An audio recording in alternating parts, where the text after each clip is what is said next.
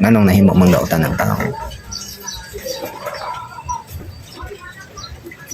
Kung sa iyang pagkadautan, kung sa iyang mga binuhatan, nagikan sa iyang una-una na iyang purma. Nagdawat siya, nagkaon ng mga gana, mga desires na kalibutan ng tawhanon villages mo.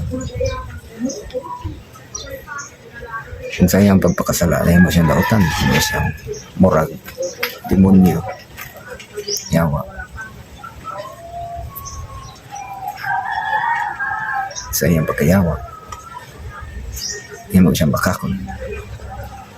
Big time bakakon. Sa iyang pagkabakakon, hindi siya ka-admit nga, pasayop siya, nakasala siya. Hindi siya ka-admit nga, kailangan siya mag-usap. Di niya mabati, ma-feel ang damage na iyang nabuhat sa isikatao. Sa ito panawag ng iyong konsensya, di na siya kadungol sa tingog sa Ginoo, sa iyang kasing-kasing. Una'y consequence, una'y resulta sa sala sa kalag sa tao, sa una-una sa tao. Iyang papasol, iyang wagtamol, ang mga maayong butang iyang kasing-kasing. Aron ang pagbuhat sa dautan, normal na lang para niya. Normal na lang ang pagbuhat sa dautan.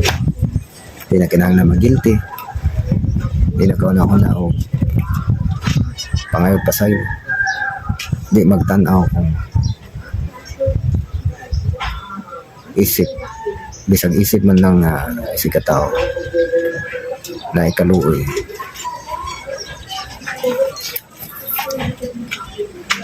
Mao ka na gihimo sa Ginoo ang impierno. Kay mao gayud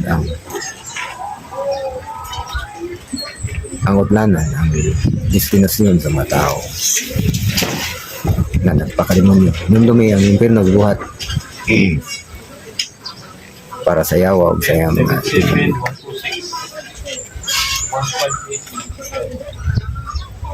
pero kay tungod ang tao nagpakayawa o nagpaka-demonyo.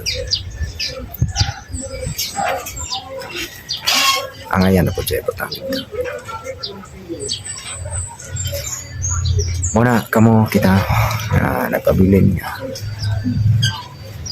ang limbasog sa pagtuo, ang limbasog sa pagigugma. May desider na mahigugma, matuo o mahadlok o naikahadlok sa Ginoo.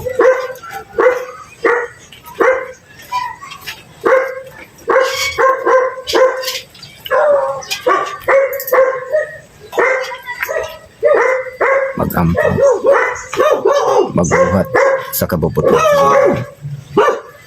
Bayro magbuhat sa kabubuton sa Ginoo. Para magrasihan.